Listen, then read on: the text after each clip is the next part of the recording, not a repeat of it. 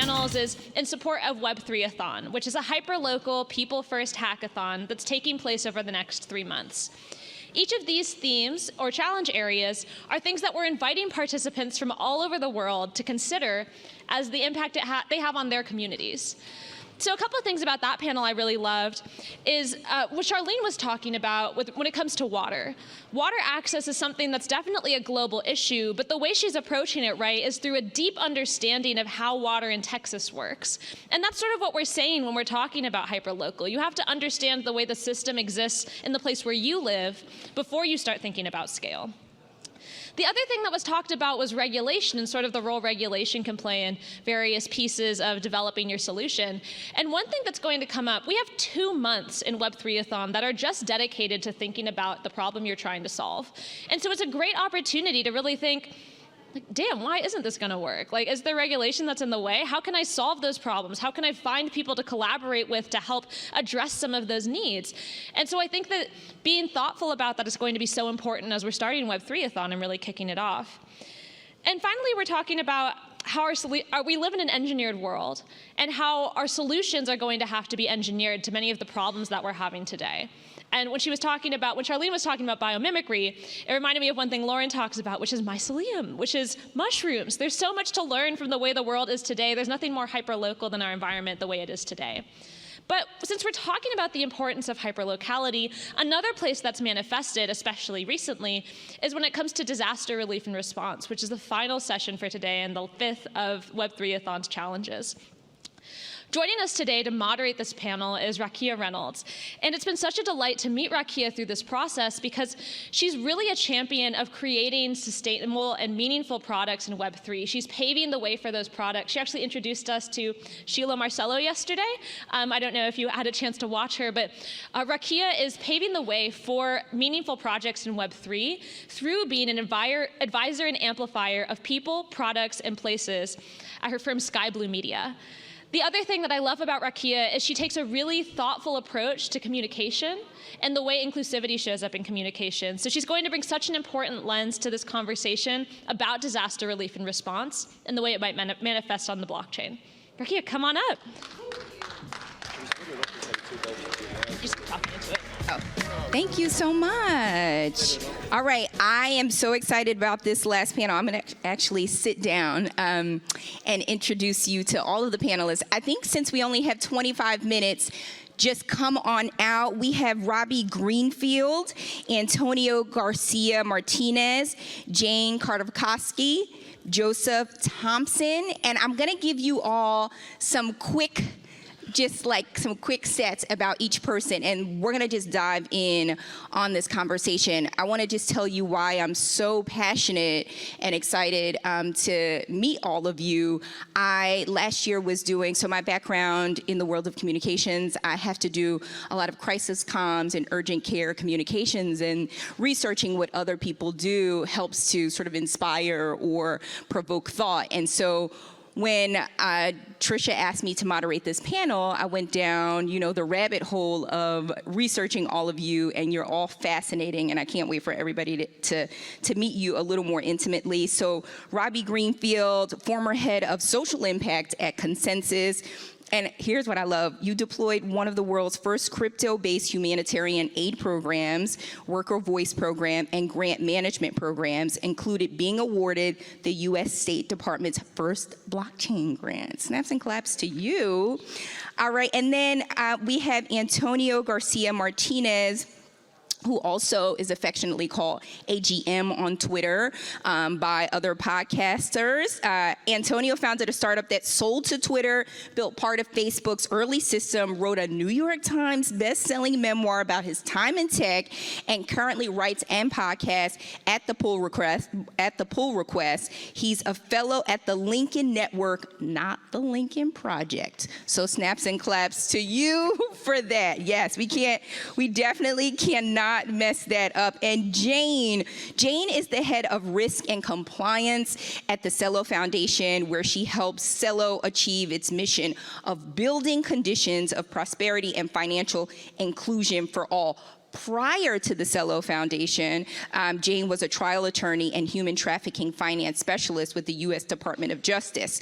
And I told Jane, she has done a very good job of keeping her profile clean because I found no research and no videos of her online. So snaps and claps to Jane for that. And lastly, Joseph Thompson is the CEO of AID Tech, the first company in the world to use blockchain technology for international and disaster relief aid. AID Tech to date has provided digital ID to over 400,000 users globally. Tell us if those numbers have changed, and delivered over $300 million in aid. And Joseph is also the UN Sustainable Development Goals pioneer for blockchain technology. So, whew, y'all doing it. Y'all are really doing it. So here's the thing. My first question to you all is, you all have fascinating paths and have taken, some of you have taken some linear approaches to solving challenges and doing the work that you do. Would love for you all to give everyone the story behind your glory and how you got here.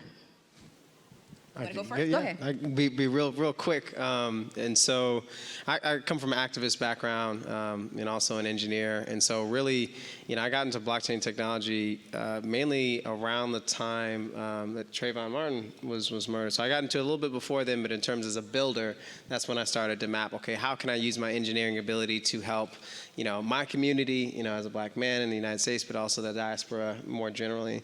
And so at the time, obviously, there was no full-time blockchain anything. And so, I had forays at Goldman and Cisco and other corporates until I had landed at Consensus. And really, it was just, again, how can you make dApps that actually have pragmatic value?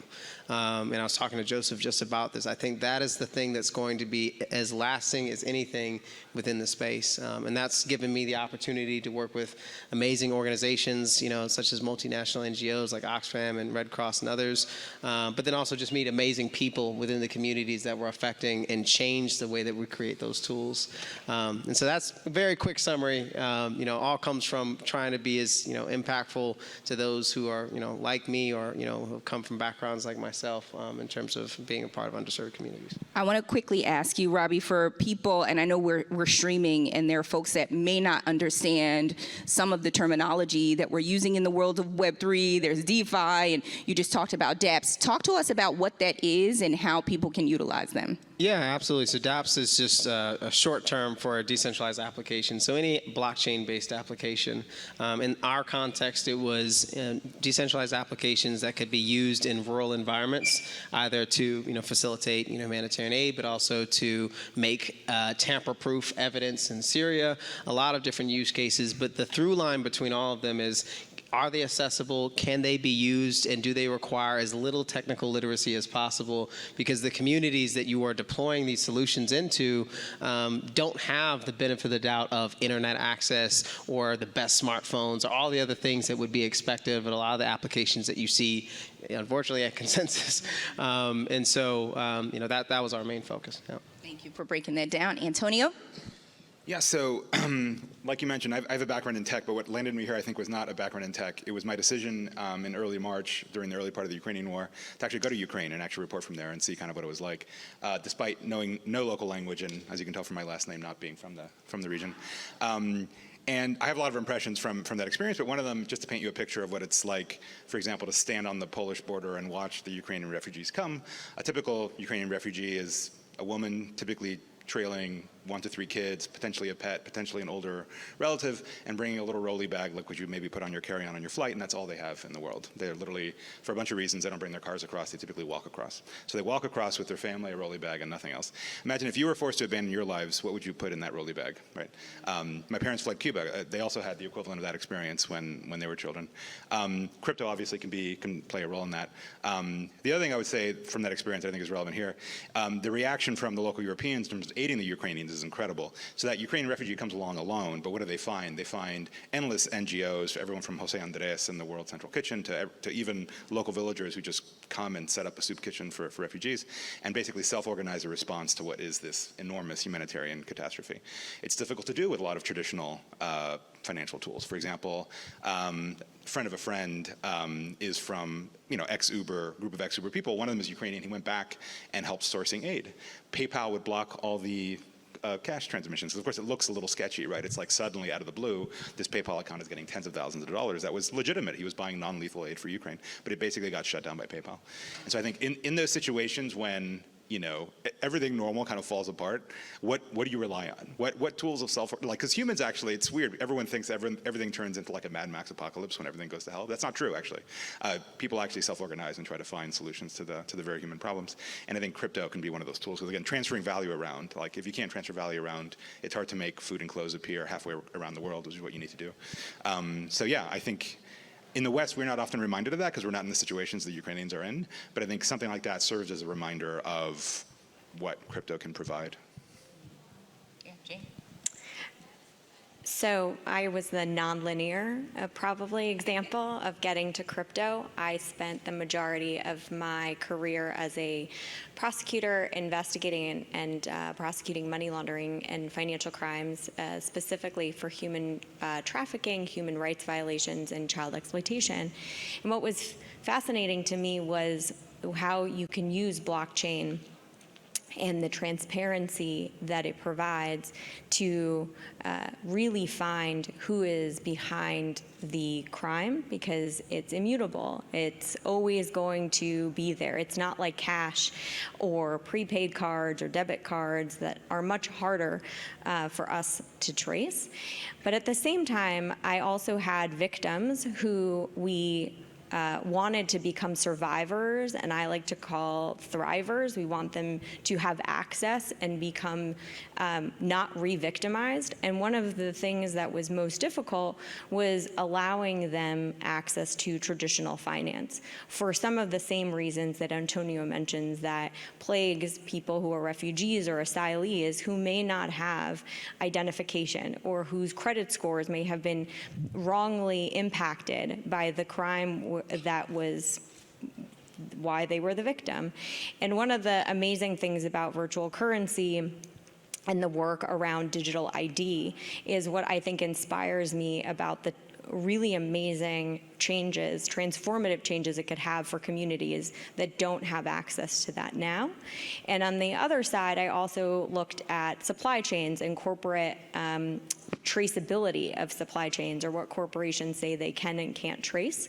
And I think there's a lot of good that can come from using blockchain to identify where that cocoa is coming from in Africa that people are eating, their M&Ms or chocolate bars here, and really get to how do we improve the lives of people, not just in the United States, because we are privileged to have a traditional finance that we can rely on. Many other worlds do not have that. And so I'm inspired by that. I'm very proud to be here on this panel. And one of the things that really drew me to Celo was its mission and helping other developers who are mission aligned really build on this protocol. Yeah, thank you. So how I got into this space was, my background's in banking and telco, but in 2009 I ran an event in the Sahara Desert called the Marathon des Sables. It's a horrible 150-mile one race in the desert. Don't do it. It's really horrible. But what I did was I raised a lot of money for charity. It was, people were very, very helpful. They raised over $100,000. So I gave that money to a charity, and about 6 months later, when my main donor says, where's that money gone? What's the impact? I went back to that charity, and the money had gone, basically all gone. There was no way to verify anywhere where it went. So I was quite embarrassed to go back to my funder and say, I don't know where the money's gone. But fast forward then, that was 2011, fast forward 2015, was thinking, if Google built a search engine, could we build a transparency engine essentially? So what we did was we worked with the Irish Red Cross, and we got another donation from the same donor years ago, and we gave out aid to 500 Syrian refugees in Lebanon.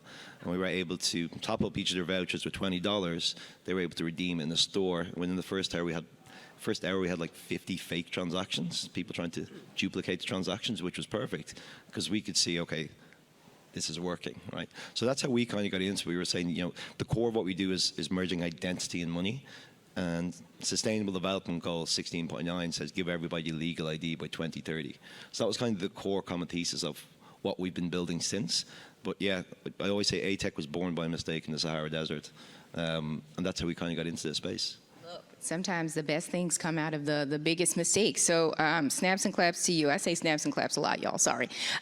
So here's the thing, Antonio. You recently, I was listening to a podcast that you were on, and your brain moves so quickly. You can just tell by the way that you talk. And you had said, when I slowed it down, that the internet has really, really dissolved lots of trust in institutions, government, corporations, and that Web3, which I found this to be really interesting, that Web3 and blockchain has the opportunity to get people to agree on various states of the world so that we can effectively talk to each other. And this question is for all of you. I just wanted to use what I had heard Antonio say.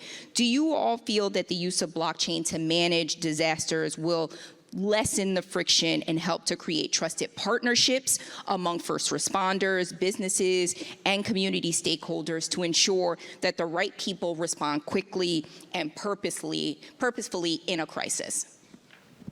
Antonio, you want to start since I called you out? I guess so, yeah. Yeah, I mean, I still believe that, right? I think, I worked at Facebook back in the day, and I think the great hope is that it would bring people together. And I think to a certain degree it has, but I do think the internet is kind of a universal solvent that I think does destroy trust in a lot of institutions. And I think part of the reason why Web3 is interesting and I go to conferences like this is because it feels very generative in the sense that it's creating other alternative institutions that are potentially much more transparent than the existing sort of Web2 framework.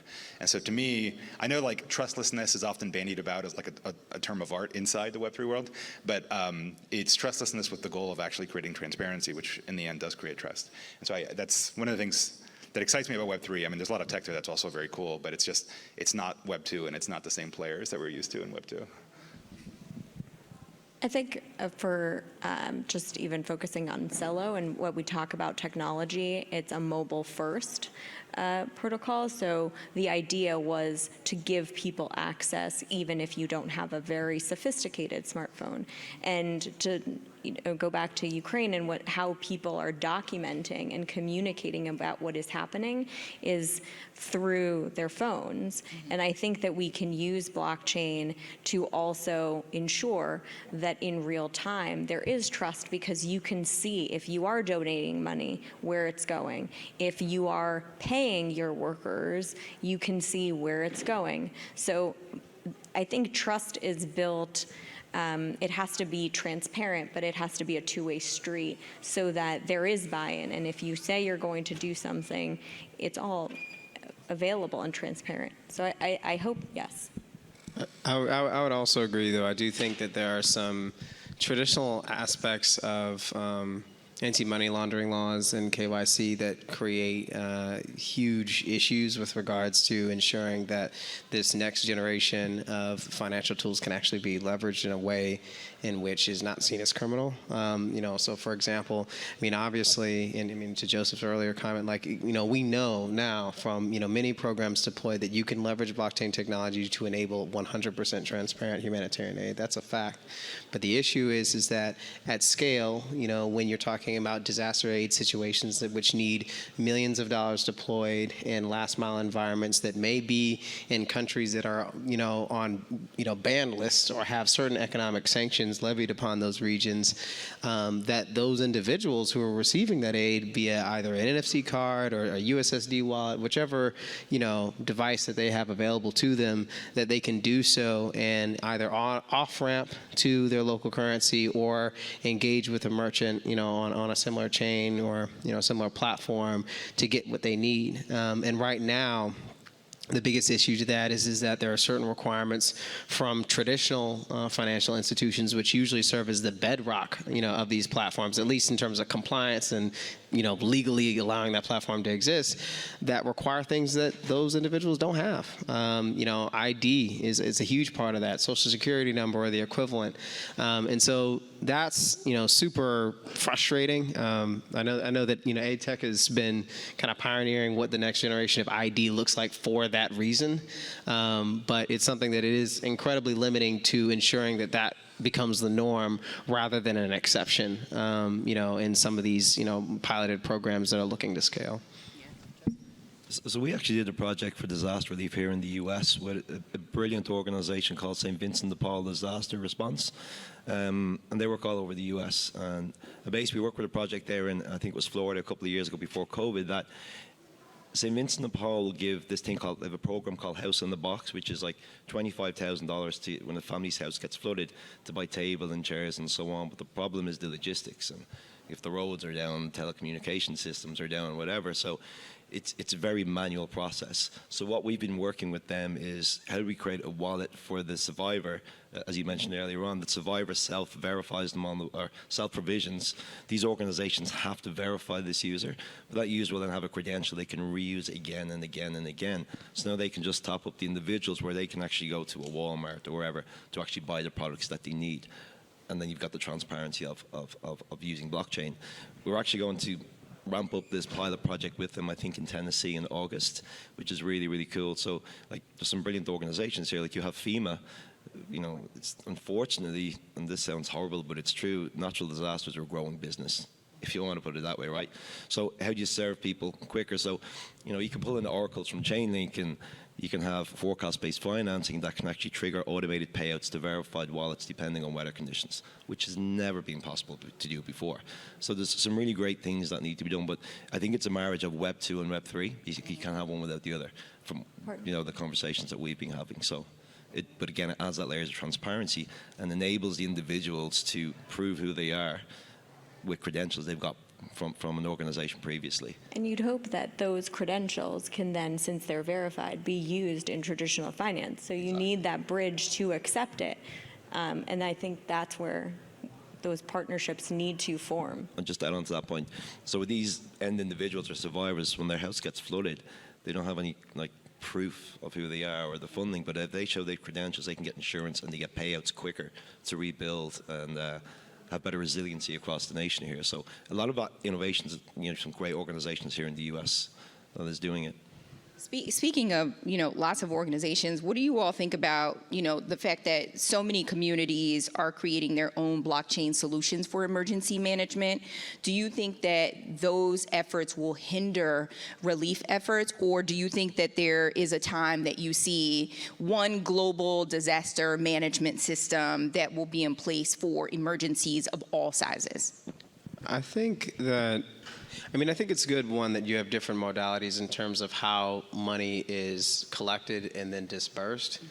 So for example, obviously there are, impact DAOs that, have decentralized funders, and they, organize around community grants. And you have things like the Giving Block that take, on-ramps from credit cards and bank accounts, to settle donations, in cryptocurrencies. I think that there are a lot of aspects of the kind of philanthropic value chain that require different modalities, and thus, enable opportunities for all these different tools.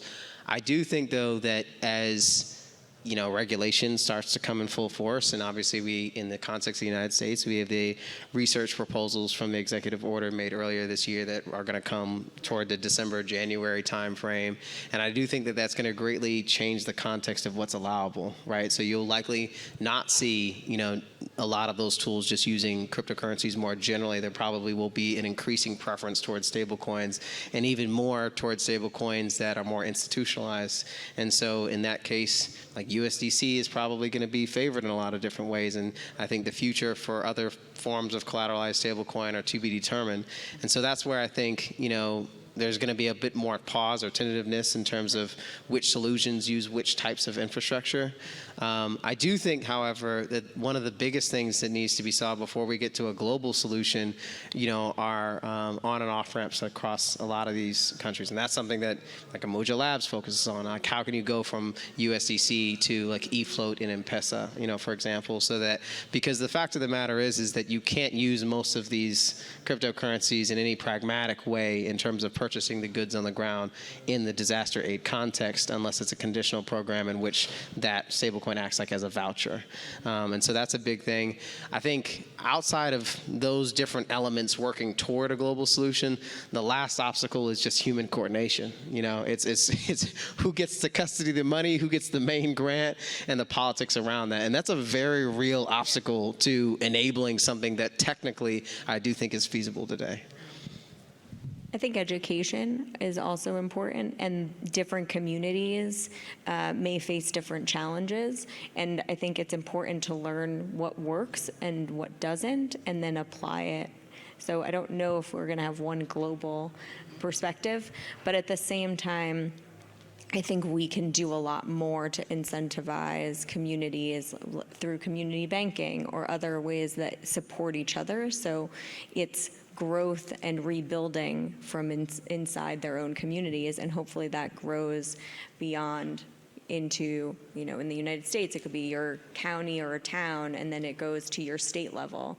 But that coordination also requires us, I think, in this space to be better educators about how important this technology can be and how it can be applicable. And I think going back to the regulation, you need thoughtful regulation. Just like every community is different, every product is different. A DAO will be different from an NFT. Maybe the NFT can be used to improve climate change and prevent certain catastrophes that really impact communities that need to rebuild. So I think it's like you can't use one brush for all of the strokes of the world and all of the different complexities that people live with. Antonio, were you going to say something? I feel so like out of my league with people who are actually dealing with real disasters here. The only other personal experience I would cite here is another weird reporting trip I did. I went to Cuba to report on how the internet works there, or rather doesn't work there by and large. But one of the interesting things is that Bitcoin adoption actually in Cuba is actually pretty good, because it's kind of a long story, but there's like a two-tier currency system. There's like a hard currency that's exchangeable for $1, and then there's the local funny money that's exchangeable for nothing, basically.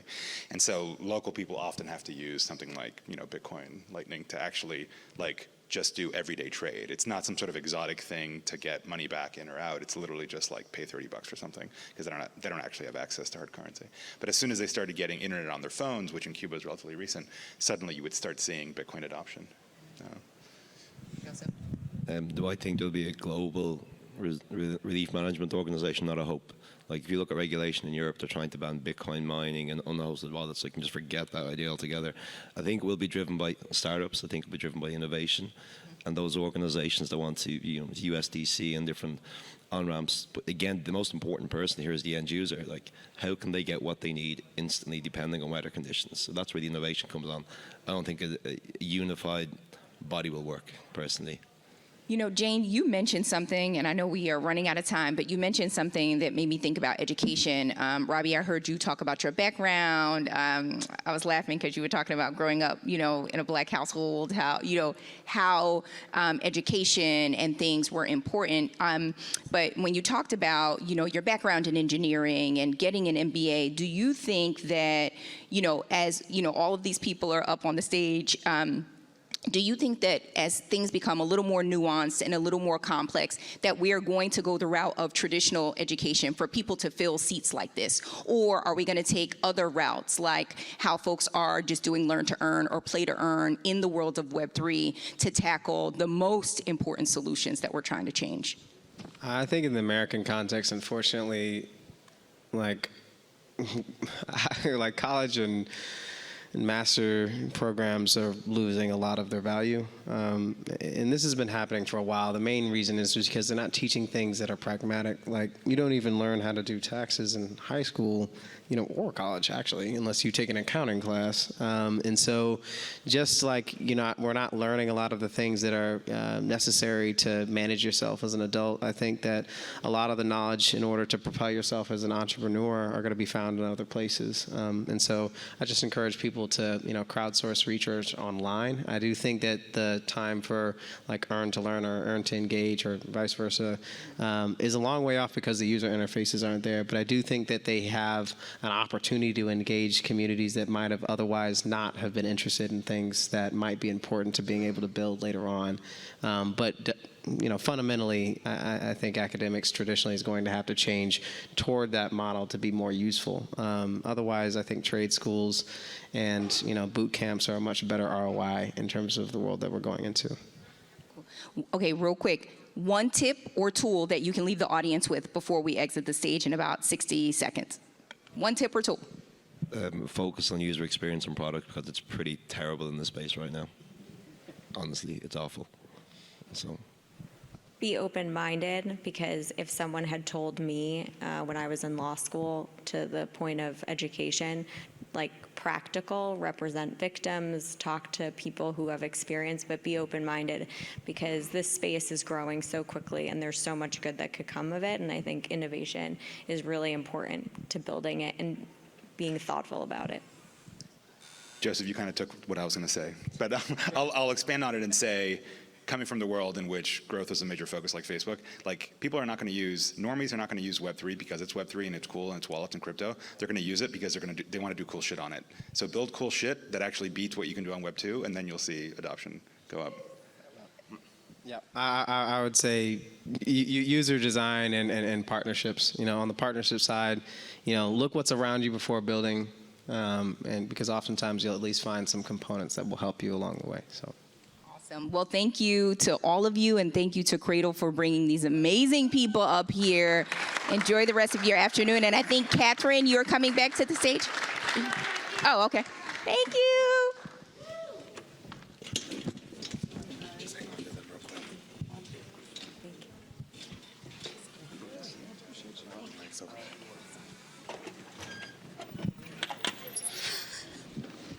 I'll take your microphone. Thank you.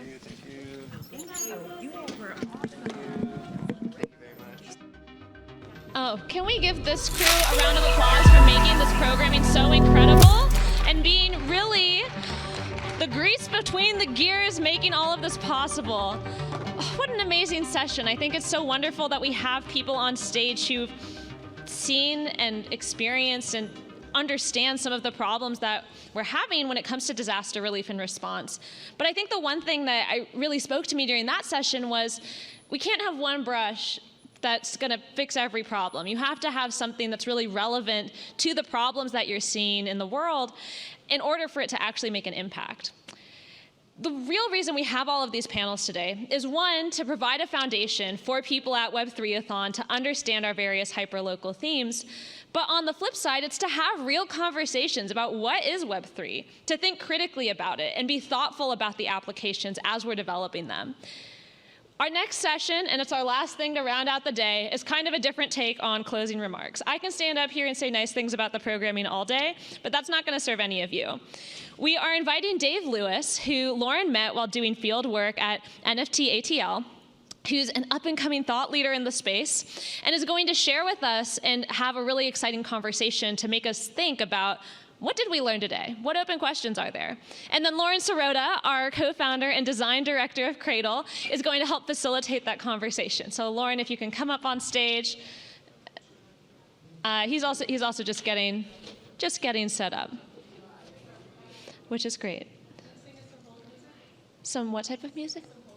Hold music. Do, do, do, do, do, do, do, do. There we go.